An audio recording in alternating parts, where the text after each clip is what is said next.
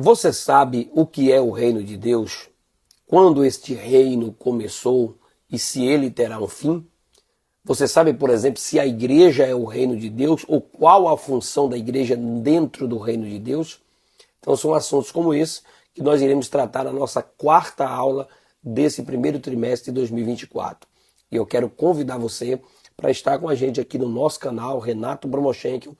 Você vai estar deixando aí o seu joinha, fazendo a sua inscrição, ativando o sininho para que você possa receber as nossas mensagens, os nossos vídeos em primeira mão, para que você possa estar sendo edificado para a glória do nome do Senhor, tá bom? Então convido você e aí demais pessoas para que você possa compartilhar, né, enviar esse vídeo para mais pessoas, aí colocar no grupo da Escola Bíblica Dominical que você faz parte, para que assim outros professores também tenham acesso e alunos também sejam edificados. O nosso objetivo aqui não é tirar o aluno da sala de aula, mas complementar para que juntos nós possamos estudar a palavra de Deus, para que juntos possamos assim ser edificados através das Escrituras. E eu quero convidar você também para conhecer uma dica de livros que nós colocamos aqui nos nossos comentários, na nossa descrição.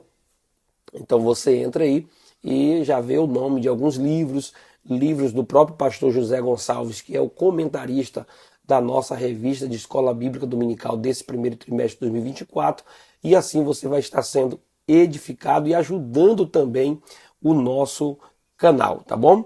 Então, dito isto, vamos para a nossa aula, que a paz de Cristo esteja com você aí, pega caneta e papel e vamos juntos estudar a palavra do nosso Deus. A nossa aula de hoje, ela tem pelo menos 3 objetivos. O primeiro é relacionar qual é a natureza do reino de Deus relacionado a Israel e também à própria igreja, né? Bem como qual o propósito da existência da igreja dentro do reino de Deus. O nosso segundo objetivo é apontar quais são as dimensões do reino de Deus nas realidades, tanto do presente quanto do futuro. Também nós vamos destacar a igreja como projeto de Deus para a expansão do seu reino na plenitude dos tempos. Então eu espero que você consiga compreender ao final desta aula, né, aquilo que a gente quer passar para você. É bom que você não pule a introdução, porque há pessoas que gostam de já correr logo para... E às vezes algumas explicações são essenciais para aquilo que a gente vai falar dentro do próprio texto em si, dentro das próprias divisões. E uma delas é para tentar ilustrar para você como funciona essa questão do reino de Deus. Por exemplo, nós temos o rei Davi. Aí quando você vai ler a Bíblia, você vai ver o reino de Davi, período em que Davi governou sobre a nação de Israel. Você vai ler também, por exemplo, o reino de Ezequias, né? O reino de Josias, o reino de Asa e o reino de Acabe. Então, quando você fala do reino, está falando do período em que este rei reinou sobre a nação de Israel, em que ele esteve, né, sobre a nação de Israel. E aí você também tem o período do reino de Israel, que aí é onde a nação governava, a nação como Estado, né, como país, onde estava o domínio dessa nação. E havia períodos que estava um rei e outro período que estava outro rei. Porém, o reino de Israel foi um reino que durou muitos anos, além do próprio rei. Dando essa explicação, vai dar para você entender quando se fala do reino de Deus e o reino dos céus, né? Você vai entender as dimensões desse reino, as dimensões de que esse reino abrange na nossa vida, na vida das pessoas, no mundo. Então, a partir da lição, eu espero que você tenha essa compreensão da nossa aula de hoje. Tá feito assim? Então, vamos ao nosso primeiro ponto. O primeiro ponto fala sobre a natureza do reino de Deus. Então, a primeira coisa que vai ser observada aqui é que o reino de Deus, ele é universal, ou seja, as Escrituras revelam a universalidade do reino de Deus. O reino de Deus não é apenas sobre uma nação, sobre um território, apenas um lugar, um continente. O reino de Deus, ele é universal. Ele abrange todas as nações, todos os reinos, todos os povos. Então é bom que você fique ciente disso. Veja, por exemplo, o Salmo de número 47, verso de número 7. Pois Deus é o rei de toda a terra, cantai louvores com inteligência.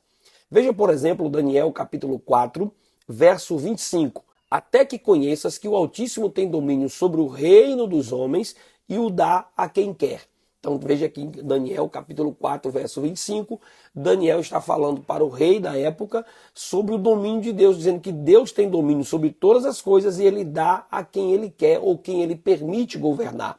Então, baseado nesse texto de Daniel, você pode observar que Deus, ele é o rei universal e tem domínio absoluto.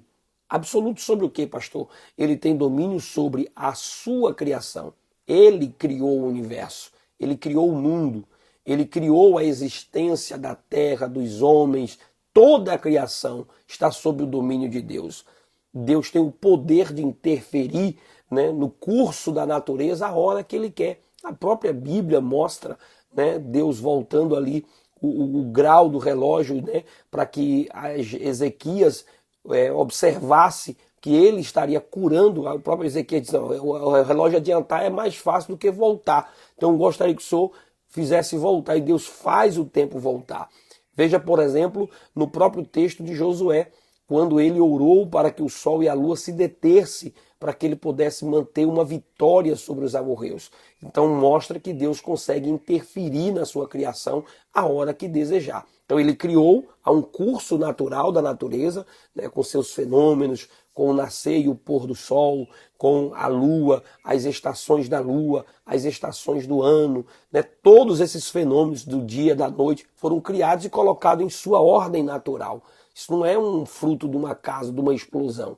Como diz um certo cientista, precisaria mais fé para crer na ciência do que crer na Bíblia, na palavra de Deus. Aí alguém diz, não, mas crer na Bíblia é muito simples, né? Mas a Bíblia é simples, a palavra de Deus está dizendo que existe um Criador. Há uma causa para todo este efeito, um efeito não de uma explosão, mas um efeito natural, um efeito que está sob o domínio de Deus, né? Da terra girar no seu eixo em torno de si, gerando dia, girar em torno do sol, gerando ano, né? Gerar dia e noite, gerando horas, milésimos e segundos, estações para as plantações.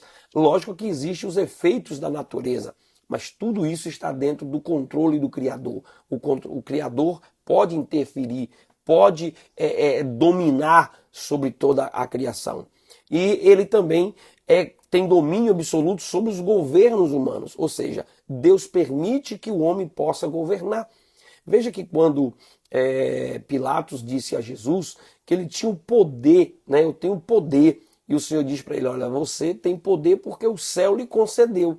Se o céu não concedesse, se o céu não permitisse, você não dominava. Então veja que Jesus está dizendo para Herodes que quem tem todo o poder, toda a autoridade, é o Criador do universo. Então Deus, ele é o rei absoluto, ele reina absolutamente sobre o mundo. Ele governa os homens. Então, lógico que ele permite que haja o governo, seja teocrático, democrático, né?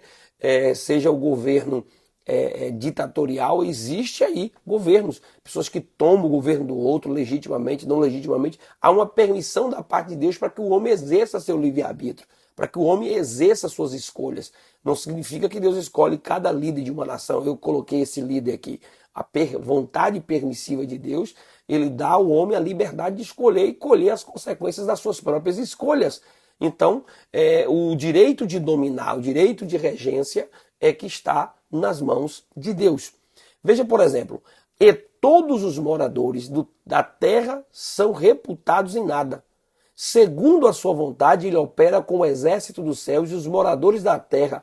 Não há quem possa estorvar a sua mão ou lhe diga o que fazer.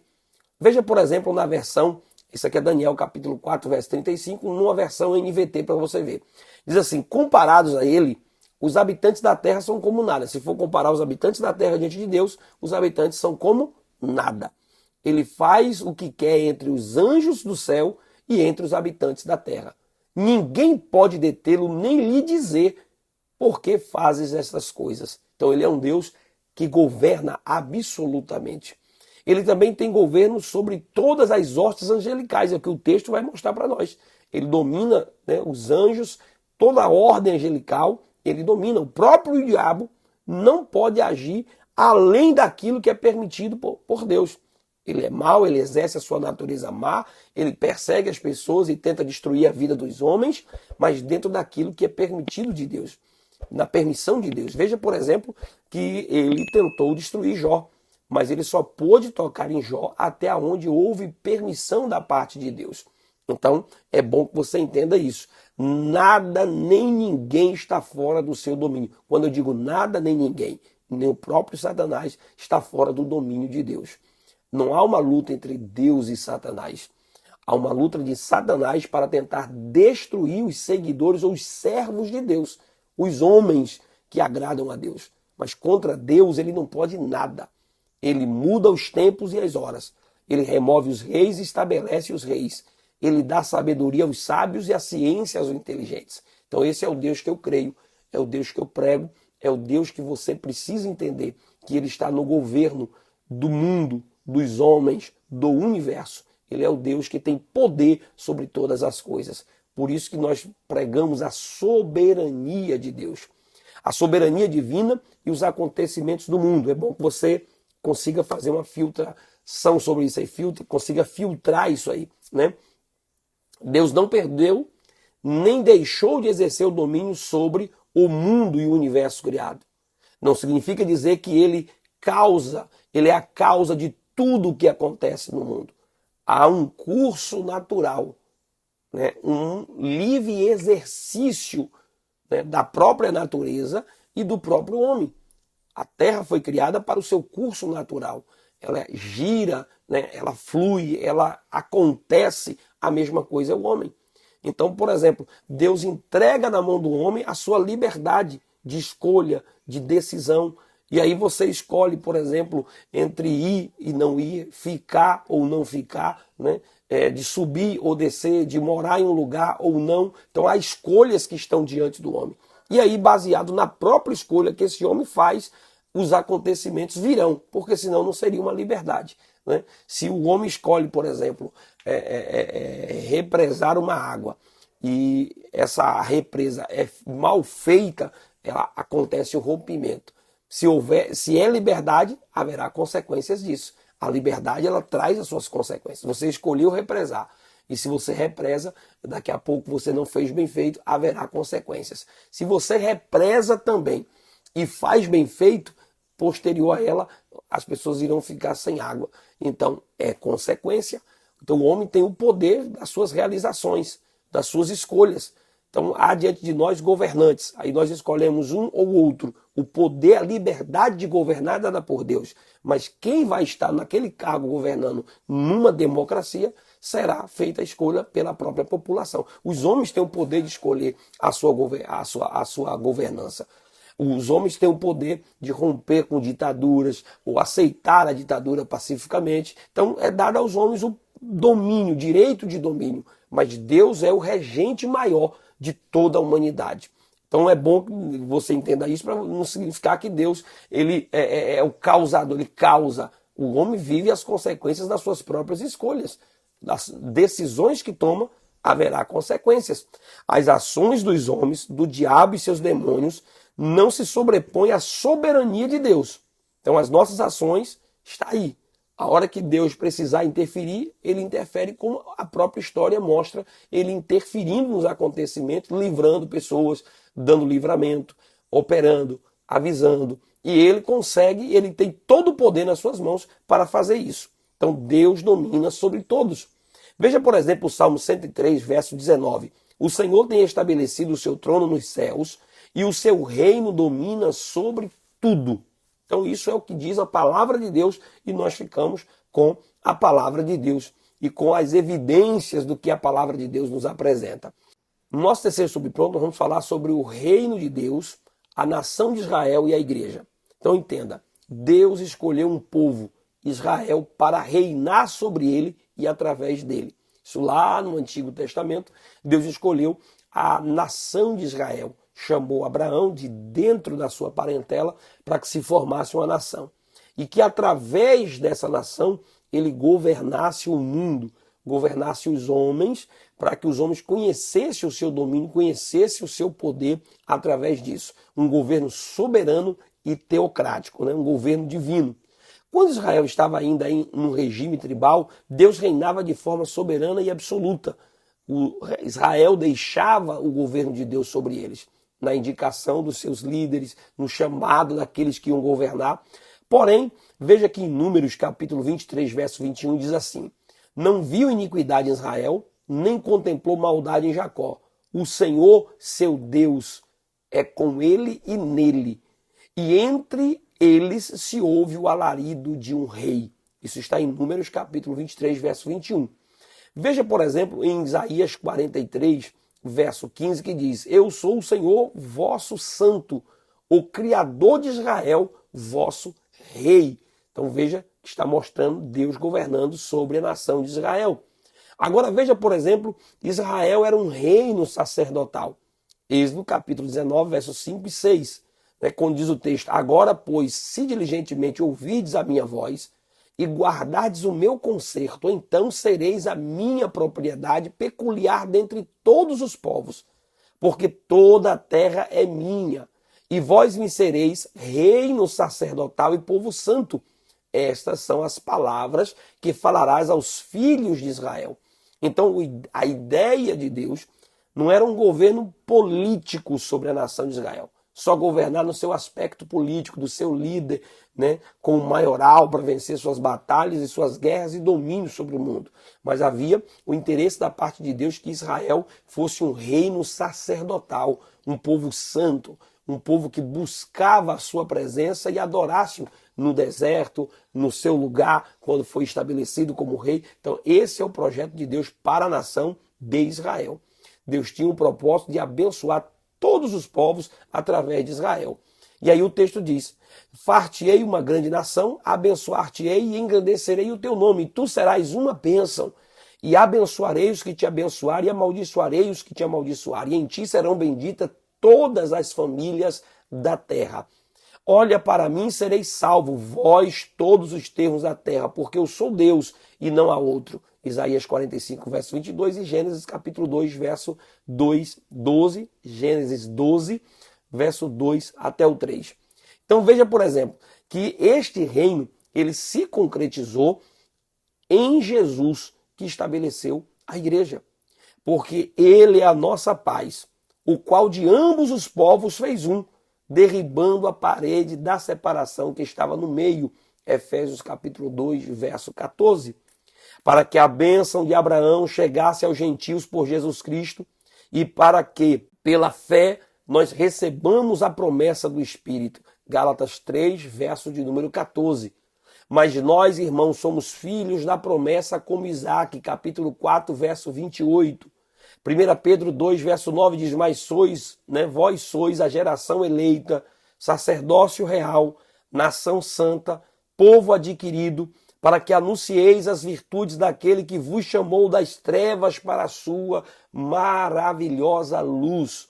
Então veja aqui que o domínio de Deus se concretizou através da igreja.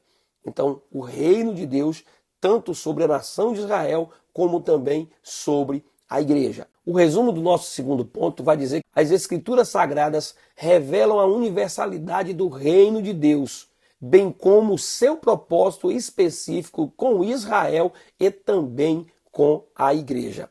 Então vamos ao nosso segundo ponto para que nós possamos compreender melhor as dimensões do reino de Deus. Isso é o que vamos falar no nosso segundo ponto de hoje. O reino de Deus como realidade presente nesse momento. Nos evangelhos nós vemos Jesus chamando a atenção para a dimensão presente do reino de Deus. Mas se eu expulso os demônios pelo Espírito de Deus, é consequentemente chegado a vós o reino de Deus.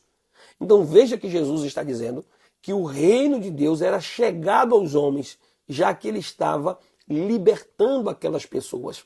Então, com o advento de Jesus, o reino de Deus já estava presente entre os homens. Desde então, começou Jesus a pregar e a dizer: arrependei-vos, porque é chegado o reino dos céus. Então, esse reino não é algo subjetivo, mas concreto e real, que é exercido na presente era. Agora, é bom que você entenda que o reino de Deus, ele é algo que tanto está descrito no presente, como também está descrito no passado, né? No passado, no presente e no futuro. E aí é bom que você entenda a amplitude desse reino. O reino de Cristo, o reino de Deus, ou o reino dos céus, né, que são sinônimos e vão dizer a mesma coisa. Às vezes um evangelista usa um rótulo, né, um título, dizendo o reino dos céus, outro usa o reino de Deus. Há parábolas que estão repetidas nos evangelhos e uma usa a expressão reino de Deus, outra usa reino dos céus. Então até aí não dá para se fazer confusão com isso. Mas essa questão do reino de Deus, tanto no passado, no presente e no futuro, é bom que você entenda que no futuro o reino de Deus virá na sua plenitude. Ele vai governar de forma plena. Hoje ele governa ou revela aos homens o seu domínio, o seu governo, como é Deus está governando, como é o seu reino. Por exemplo, uma pessoa sai do seu país e vai para outro país e aí diz assim, ó, lá no meu país o presidente, ele faz assim. O governador de lá, o rei de lá, ele faz assim. Lá ele dá isso para as pessoas, ele faz isso com as pessoas. Ele dá liberdade, ele dá isenção de impostos.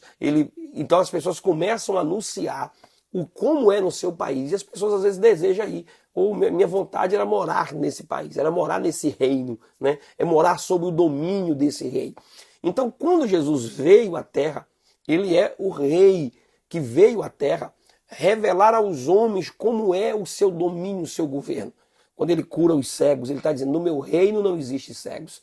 Quando ele cura o paralítico, ele está dizendo, no meu reino as enfermidades não vão paralisar as pessoas. Então, quando ele liberta o homem do pecado, ele está dizendo, o pecado no meu reino não escraviza a vontade dos homens. E a igreja, ela é a agência de divulgação, de propagação, a embaixadora deste reino. Então a igreja, ela sai a pregar o evangelho do reino aos quatro cantos do mundo, mostrando o domínio que Deus tem, mostrando o poder que ele tem de governar a natureza, de governar os homens, de governar a humanidade, de libertar as vidas que estão escravas do pecado, da iniquidade, revelar ao mundo o que é o domínio do reino, o que é o domínio de Deus. Deu para você entender mais ou menos aí na nossa ilustração? Eu espero que eu consiga aí, eu estou conseguindo passar para você. Se você tiver alguma dúvida e discordar também do nosso ponto de vista, não tem problema nenhum. Você pode entrar aqui e colocar o seu comentário no nosso canal, Renato Bromochenkel. Você vai colocar o seu comentário aí, a sua opinião e trazer clareza também para nós. A gente também aprende com você, você aprende com a gente, assim a gente vai compartilhando conhecimento, tá bom? Então, com o advento de Jesus, o reino de Deus já está presente entre os homens. É o que diz Mateus capítulo 4, verso 17. Desde então, começou Jesus a pregar e a dizer, arrependei-vos porque é chegado o reino dos céus. Então veja, por exemplo, que o próprio Jesus vai dizer sobre o reino de Deus e o reino dos céus. Aquela explicação que eu dei antes que são sinônimos e acabam dizendo a mesma coisa. Então este reino não é algo subjetivo, mas é concreto, é real. É o reino de Deus no presente, que já está, né, existindo entre nós. Agora veja, por exemplo, que o reino, né, onde está esse reino de Deus? O reino de Deus não está relacionado a um espaço geográfico. E é bom que você entenda isso. Lucas, capítulo 17, verso 20 a 21. O reino de Deus não está relacionado a um espaço geográfico, a um único lugar. Quando eu disse lá, o reino de Deus é universal, estou dizendo que ele não está restrito a uma área, uma região, a um lugar, um território onde ele domina. O reino de Deus, veja em Lucas capítulo 17, verso 20 a 21, interrogado pelos fariseus sobre quando havia de vir o reino de Deus, respondeu-lhe e disse, o reino de Deus não vem com aparência exterior, nem dirão ei-lo aqui, ei-lo ali, porque eis que o reino do céu está entre vós. Ou seja, onde a presença de Jesus está, o reino de Deus se manifesta. Deu para entender mais ou menos? Então, toda vez que pessoas são salvas, curadas e libertadas do poder do diabo, o reino de Deus está presente, está se manifestando. Veja Atos capítulo 8, verso 12, que diz assim, mas como crescem em Filipe, que lhes pregava acerca do reino de Deus e do nome de Jesus Cristo, se batizava tanto homens como mulheres. Então, Atos 8, 6 a 7 vai dizer assim ainda, no mesmo capítulo vai dizer assim, e as multidões unanimemente prestavam atenção ao que Filipe dizia, porque ouviam e viram os sinais que ele fazia, pois que os espíritos imundos saíam de muitos que os tinham, clamando em alta voz, e muitos paralíticos e coxos eram curados. Porque o reino de Deus não é comida nem bebida, mas justiça e paz e alegria no Espírito Santo. Romanos capítulo 14, verso 17. 1 Coríntios 4, 20 diz, porque o reino de Deus não consiste em palavras, mas em virtudes. Há pessoas que às vezes falam assim, mas o reino de Deus, então é o domínio dele sobre cada pessoa que se entrega a Cristo e reina. E justamente isso. Toda vez que eu reconheço esse senhorio de Deus, o senhorio de Cristo, ele está reinando sobre nós, está reinando sobre as nossas vidas.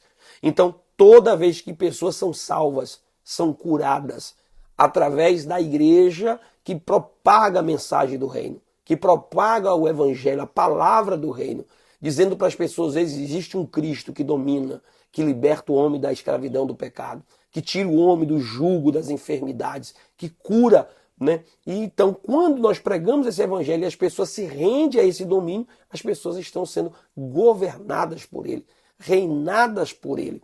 Você vai estar numa pátria, você vai estar numa outra terra, num outro território, mas você vai dizer, não, a minha cidadania, eu pertenço ao Rei dos Reis, ao Senhor dos Senhores, aquele que governa os céus e a terra. Ele é o Senhor da minha vida. É o Rei que me libertou, que me tirou da escravidão, dos domínios, do jugo de uma nação escrava do pecado. E agora eu vivo para a glória do nome do Senhor Jesus Cristo. Que maravilha, né? Que palavra poderosa da parte de Deus. Eu espero que você sinta que essa palavra é viva e é eficaz na sua vida. O reino de Deus está presente. Então veja, por exemplo, no ministério de Jesus, pois ele era a manifestação do reino. No ministério de Jesus, onde ele passava, curando pessoas, libertando vidas, ele estava dizendo, o reino de Deus é isso. Isso aqui é o reino de Deus. Pessoas sendo libertas, tirando pessoas da escravidão de Satanás, né, do domínio do inimigo, para trazer para o reino da luz, para o domínio da luz. Veja, por exemplo, que o reino de Deus estava presente no ministério apostólico da igreja primitiva. Foi isso que nós lemos, onde Filipe, né, um diácono, apenas um diácono da igreja, pregando o evangelho, levando salvação para as pessoas através da pregação do evangelho, e vidas iam sendo libertas da escravidão, do pecado e passando para o domínio da graça de Deus. O reino de Deus está presente por intermédio da igreja, de Cristo na presente era, quando a igreja está pregando o evangelho, cumprindo a sua missão. Então eu posso dizer aqui que a igreja em si, ela não é o reino de Deus, ela faz parte do reino de Deus, ela é embaixadora deste reino, ela propaga o que é ser dominada por Cristo, né? Ela é uma amostra, ela é um exemplo vivo do que é ser liberta, transformada pelo poder de Deus. Pessoas que outrora estavam no reino das trevas, pessoas que outrora estavam no reino, né, do pecado, na escravidão, dominada por todos os erros impossíveis, mazelas da iniquidade, condenadas à morte, foram transformadas, transportadas para o reino da luz, para o reino da graça, para o reino do perdão. E essas pessoas hoje são amostras do que é deixar Jesus dominar o mundo e a humanidade, o que é sair do domínio de iniquidade, de transgressão, para o domínio de Deus. Isso é a mensagem do reino, a mensagem de libertação, as boas novas que Cristo veio trazer para cada um de nós. No nosso terceiro subponto, onde nós vamos falar sobre o reino de Deus como realidade futura, a gente termina de completar, né, essa explicação sobre Deus reinando no passado, no presente e no futuro. E é bom que você entenda isso, porque o reino de Deus também possui essa dimensão futura. Como eu disse a princípio, ele irá governar de forma plena, né? Irá vir o seu governo pleno sobre todos os homens. Esse é o aspecto escatológico do reino de Deus. Paulo destaca, por exemplo, tipos de pessoas que iriam ficar fora desse governo futuro. Não irá fazer parte do governo de Deus, não irá fazer parte do reino dos céus. E ele vai dizer isso na primeira carta aos Coríntios, capítulo 6, verso 9 a 10. Esse é um texto muito forte, inclusive há pessoas que pensam até em alterar a Bíblia, porque esse texto é muito forte, quando ele exclui determinados comportamentos e atitudes de pessoas de fazerem parte do reino dos céus. Mas podem tentar distorcer ou querer mudar a palavra, mas não vai mudar a palavra de Deus, a verdade de Deus.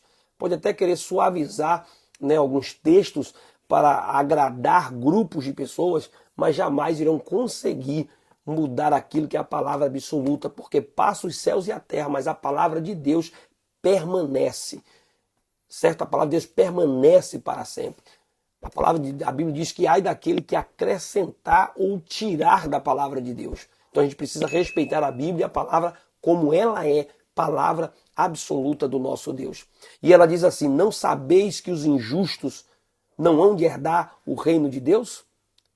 Não erreis, nem os devassos, nem os idólatras, nem os adúlteros, nem os efeminados, nem os sodomitas, nem os ladrões, nem os avarentos, nem os bêbados, nem os maldizentes, nem os roubadores herdarão o reino de Deus.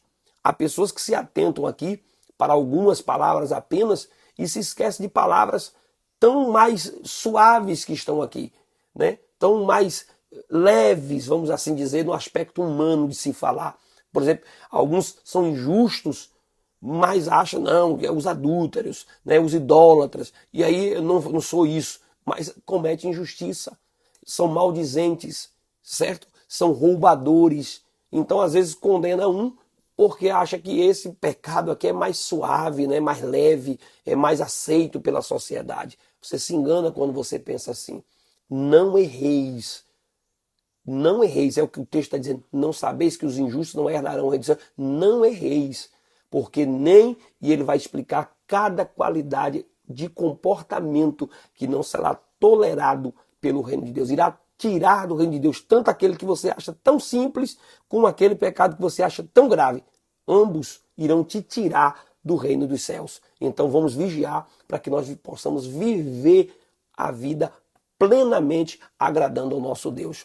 Se manifestará em sua plenitude na era vindoura. É o que diz Mateus capítulo 13, verso 49, quando diz: assim será na consumação dos séculos. Virão os anjos e separarão os maus dentre os justos.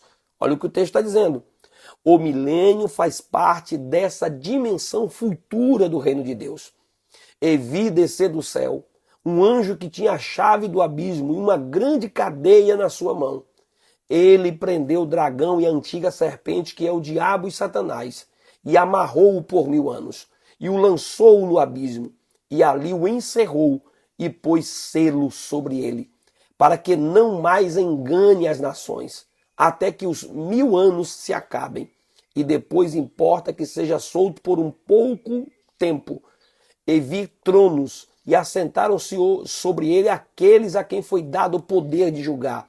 E vi as almas daqueles que foram degolados pelo testemunho de Jesus Cristo e pela palavra de Deus, e que não adoraram a besta e nem a sua imagem, e não receberam sinal na testa nem na mão, e viverão e reinarão com Cristo durante 1000 anos, mas os outros mortos não reviverão, até que os 1000 anos se acabaram.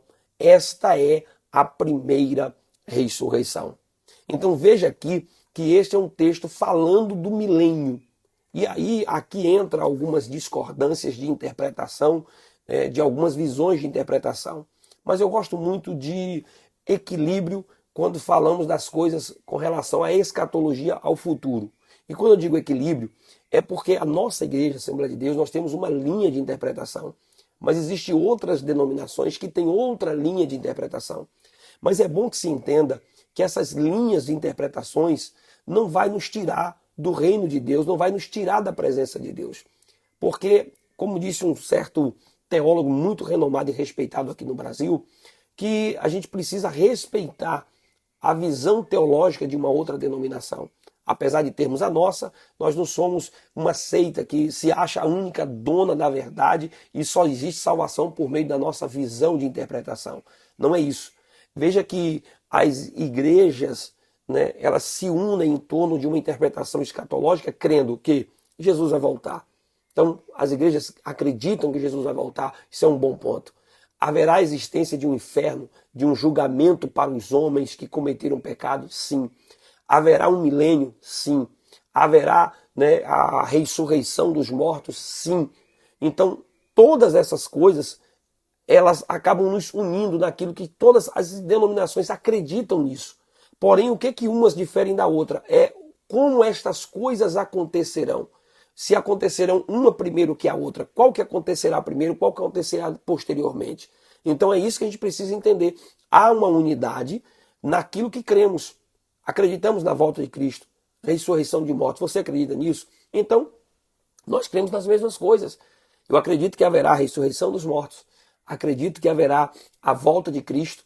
Acredito no arrebatamento da igreja. Acredito na ressurreição dos mortos, né? Acredito também, né, no julgamento dos ímpios. Acredito também na punição eterna, né, na existência de um inferno onde irá punir os homens pelos seus pecados e pelos seus erros. Então tudo isso vai nos unindo. Nós acreditamos nisso. Agora, o que é que muda uma coisa para outra? O milênio, por exemplo. Algumas acreditam que nós iremos ser arrebatados antes do milênio. Aí são chamados de pré-milenistas. Isso é o que nós cremos como assembleianos. Aí existe uma outra denominação que acredita que nós seremos arrebatados pós o milênio, que é uma visão de interpretação. Existem outras que acreditam que nós somos os amilenistas, né? Que o milênio não é físico, não é real, é simplesmente espiritual. Então, há visões de interpretações. Porém, essas visões não vão nos separar do amor e da graça de Deus. Não entra a ponto de tirar a salvação daqueles que acreditam que Jesus Cristo é o único caminho, a verdade e a vida. Salvação só nele, só a graça nos salva, só a fé na pessoa de Jesus Cristo nos liberta do nosso pecado. Então isso é que vai nos unir como igreja do Senhor, nos tornando uma igreja única, existente na face da terra. Então, deu para você entender? Tenho a minha visão, tenho uma visão assembleiana sobre o texto, mas isso não quer dizer que eu não respeito a sua forma de ver e de enxergar, né, na interpretação da sua denominação. É bom que você estude, se aprofunde, para que você tenha a compreensão correta das Escrituras. Mas não quer dizer que eu vou lhe repudiar, não vamos conviver bem, porque uma interpretação sai diferente uma da outra no quesito denominacional. Mas vamos lá. Dá para você entender aí? E aí a gente precisa concluir esse ponto dizendo que o reino de Deus possui uma dimensão presente, mas ele também possui uma dimensão futura, ou seja, escatológica. Uma visão onde ele irá ser completo. E aí nós, como assembleianos, nós temos uma declaração de fé da nossa Assembleia de Deus dizendo: o milênio é o reino de Cristo com duração de 1000 anos, que terá início por ocasião da vinda de Cristo em glória com os seus santos. Essa é a nossa declaração de fé, que está na declaração de fé das Assembleias de Deus, e é nisso que nós cremos como assembleianos, como servos do Senhor, na nossa visão de interpretação das Escrituras Sagradas. E já para concluir a nossa aula, para não ficar tão extensa, né, nós vamos ao nosso terceiro ponto, dizendo sobre a igreja no contexto do reino de Deus. A distinção entre a igreja e o reino de Deus. Isso eu acabei fazendo nessas explicações, dando durante toda a explicação dos outros pontos, para que já deixasse na sua cabeça o que é o papel da igreja e o que é o reino de Deus. Então eu só vou complementar aqui para a gente concluir, então não vou estender esse ponto tanto, porque ao longo do próprio estudo a gente foi pontuando qual é o papel da igreja, o que a igreja faz nesse contexto todo. Então a igreja faz parte do reino de Deus. Ela não é o reino de Deus em toda a sua expansão, né? O reino envolve todo o povo de Deus na antiga e na nova aliança. A igreja, por exemplo, ela não existia no Antigo Testamento, mas o reino de Deus já existia, o reino de Deus sim, né? Não de forma plena como virá no futuro, mas já o governo de Deus era exercido sobre os homens, sobre a natureza, sobre a terra. Veja que a Bíblia vai dizer que o reino de Deus ele é eterno e a igreja não é eterna. Então é bom que você compreenda isso para você entender por que a igreja não é ela unicamente o reino de Deus. Ela faz parte desse reino. Ela está neste reino. Ela é uma demonstração do que é o reino, mas ela sozinha não é o reino. O reino de Deus é mais do que a dimensão de uma denominação, de uma igreja. O reino de Deus ele inclui governar o mundo, governar os homens, né? Governar a humanidade através do seu poder na sua totalidade. Então vamos lá. No antigo pacto, Israel era a comunidade do reino. Veja, por exemplo, Êxodo, capítulo 19, versos 5 e 6, foi um versículo que eu já até li, que diz assim: agora, pois, se diligentemente ouvides a minha voz e guardardes o meu concerto então sereis a minha propriedade peculiar dentre todos os povos, porque toda a terra é minha, e vós sereis reino sacerdotal e povo santo. Essas são as palavras que falarás aos filhos de Israel. Então aqui Deus dando um recado para que Moisés passasse para os filhos de Israel. Agora no novo pacto, a igreja é a comunidade do reino. Veja, está em 1 Pedro capítulo 2, verso 9, versículo que eu li também. Mas vós sois a geração eleita, o sacerdócio real, a nação santa, o povo adquirido, para que anuncieis as virtudes daquele que vos chamou das trevas para a sua maravilhosa luz. Há pessoas que, eu vou abrir um parênteses aqui, há pessoas que às vezes dizem, mas às vezes lê o texto, não é bom resumir, não ler o texto, só citar a referência, mas você vai, durante a ministração da aula, buscar essa referência. Então é bom que a gente leia as escrituras. Eu gosto muito de ler os versículos aqui, para você ver o fundamento daquilo que a gente está pregando, aonde está fundamentado. Eu sei que algumas pessoas não gostam, e eu não tenho como agradar a todos. Uma boa parte gosta que a gente leia o versículo e mostre onde está o fundamento daquilo que estamos explicando. Porque às vezes uma explicação sem um contexto, sem um fundamento, se torna apenas um pretexto e acaba não atingindo ou não chegando ao seu coração. Então a gente precisa ter interpretação daquilo que a gente está falando. Afinal de contas, é uma escola bíblica dominical para estudar a Bíblia. Então eu espero que você tenha compreensão e tolerância com a gente. A aula estica um pouquinho daquilo que a gente poderia passar para você, mas isso não vai lhe trazer prejuízo nenhum, muito pelo contrário, edificação. E à medida que a gente vai repetindo versículos aqui, a cada aula, a cada estudo, você vai memorizando. E a partir daí você já pode até citar frases ou textos da Bíblia, sem precisar recorrer naquele momento imediato a um texto sagrado. Mas vamos lá? Então a igreja, ela é a expressão do reino de Deus. A igreja, ela foi projetada por Deus para ser a expressão do seu reino na plenitude dos tempos. É o que diz Gálatas capítulo 4, verso 4. Mas vindo a plenitude dos tempos, Deus enviou o seu Filho, nascido de mulher sob a lei. Aí veja, por exemplo, Efésios 1:10. De tornar a congregar em Cristo todas as coisas, na dispensação da plenitude dos tempos, tanto os que estão nos céus, como os que estão na terra. Então a igreja não é um improviso de Deus. Não é que Deus saiu improvisando ao longo da história. Há um projeto de Deus. Veja que a igreja, ela foi eleita em Cristo antes da fundação do mundo. Então veja que Deus está governando e sabe o que está fazendo.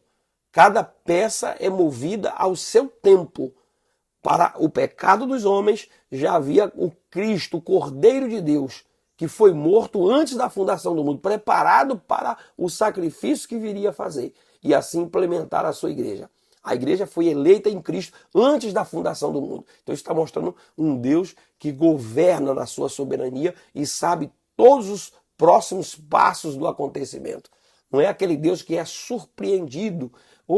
E agora, o que eu vou fazer? Não existe isso no conceito teológico. Deus sabe de todas as coisas.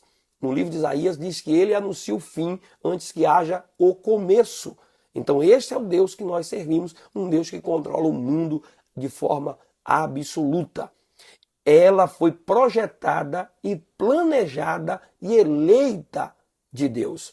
É isso que Efésios vai dizer. Como também nos elegeu nele antes da fundação do mundo para que fôssemos santos e irrepreensíveis diante dele em amor e nos predestinou para filhos de adoção por Jesus Cristo, para si mesmo, segundo o beneplácito de sua vontade, para louvor e glória da sua graça, pelo qual nos fez agradáveis a si no amado. Veja 1 Pedro capítulo 1, verso 2, eleito segundo a presciência de Deus, em santificação do Espírito, para a obediência e a aspersão do sangue de Jesus Cristo. Compare, por exemplo, na versão NVT, Deus, o Pai, os conhecia de antemão e os escolheu. E o Espírito os santificou para a obediência e para a purificação pelo sangue de Jesus Cristo. Então Deus deu a missão de fazer conhecido o seu plano da salvação a quem? A igreja. Deus deu à igreja a essa missão de divulgar, de falar para o mundo quais são os planos e os projetos de Deus. Afinal de contas, eu estou aqui pregando para você. Talvez você ainda nem é um cristão, mas parou aqui para ouvir esse vídeo. Chegou a esse momento aqui. Então, isso aqui é um plano de Deus. para que o evangelho fosse divulgado na terra, por meio de quem? Da igreja de nosso Senhor e Salvador Jesus Cristo. Então veja que, para que agora, pela igreja, a multiforme sabedoria de Deus seja conhecida dos principados e potestades dos céus. Então veja que por meio da igreja que o reino de Deus será conhecido na face da terra. O nosso terceiro e último subponto fala a igreja e a mensagem do reino de Deus. Paulo pregou o reino de Deus. Veja, por exemplo, em Atos 19, verso 8. E entrando na sinagoga, falou ousadamente por espaço de 3 meses, disputando e persuadindo-os acerca do reino de Deus. Então veja que em seguida Paulo foi à sinagoga. Ali pregou corajosamente durante 3 meses, argumentando de todo modo convincente sobre o reino de Deus, na versão NVT. Veja em Atos 20, 25, e agora, na verdade, sei que todos vós, por quem passei pregando o reino de Deus, não vereis mais o meu rosto. Então Paulo está dizendo que ele pregava o quê? O reino de Deus. Veja, por exemplo, em Atos 28, verso 30 a 31.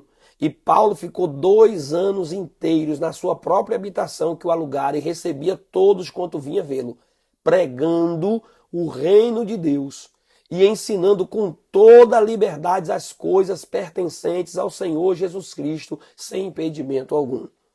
Então veja que os novos na fé eram conscientizados da realidade do reino de Deus, confirmando o ânimo dos discípulos, exortando-os a permanecer na fé, pois porque muitas tribulações nos importa entrar no reino de Deus. Atos capítulo 14, verso 22. O reino de Deus é a mensagem de esperança feita àqueles que o amam. Tiago capítulo 2, verso 5. Ouve, meus amados irmãos, porventura não escolheu Deus aos pobres deste mundo para serem ricos na fé e herdeiros do reino que prometeu aos que o amam? Então veja que pregar a mensagem do reino é a missão da igreja. Só é executada quando sabemos o que é o reino e a sua importância. Então se você não sabe o que é o reino, você não tem nem como pregar o reino. Então a gente precisa saber o que é o reino, a importância do reino, para que a gente pregue através da nossa vida, dos nossos atos, do nosso comportamento, da nossa ação, da nossa vida, para que nós possamos de fato ser aquilo que pregamos e essa mensagem chegue a todas as pessoas. Jesus disse que o seu reino não é deste mundo. Respondeu Jesus, o meu reino não é deste mundo.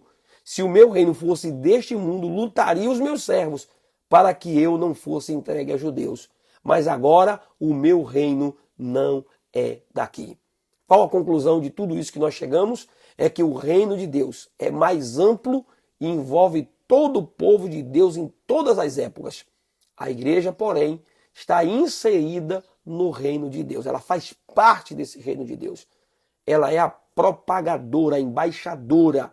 Veja, por exemplo, no comentário bíblico, né, o NT, comentário bíblico, o novo comentário bíblico, ele diz assim: somos embaixadores, representantes do reino de Deus junto aos cidadãos perdidos neste mundo, levando-lhes o conhecimento da mensagem da salvação do nosso Rei. Querido, eu quero concluir essa aula dizendo a você: a igreja não é idêntica ao reino de Deus, pois este é maior do que ela. Então, já deu para ficar bem claro na aula que ministramos, que a igreja ela não é idêntica. Ela faz parte do reino, ela está dentro do projeto, mas o reino de Deus é bem maior do que a própria dimensão da igreja. A igreja é o instrumento presente do reino e herdeira do reino. Então a igreja ela tanto é um instrumento de Deus para propagar esse reino e ela herdará, ela fará parte deste reino na eternidade. Estará neste governo na eternidade. Porque assim vós serás amplamente concedida a entrada do reino eterno do nosso Senhor e Salvador Jesus Cristo. Veja que o reino de Deus, na sua manifestação final, incluirá todos os crentes que professam ou professarão sua fé em Cristo Jesus. Não apenas de uma única denominação, mas de todas que acreditam que Jesus Cristo é o Senhor e Salvador dos homens. Naqueles que acreditam que as Escrituras é a inerrante palavra de Deus, que pregam esse evangelho da transformação, da mudança por meio de nosso Senhor e Salvador Jesus Cristo. Que Deus te abençoe, meu irmão, com essa palavra. E semana que vem tem mais. Vamos estar juntos aqui em mais uma aula para que você possa ser edificado para a glória de Deus. Só te peço que dá um joinha, faz sua inscrição e ativa o sininho. Deixa seu comentário, veja na descrição os livros que estão aqui e que Deus te abençoe para a glória do nome do Senhor Jesus Cristo. Fique na paz. Deus te abençoe.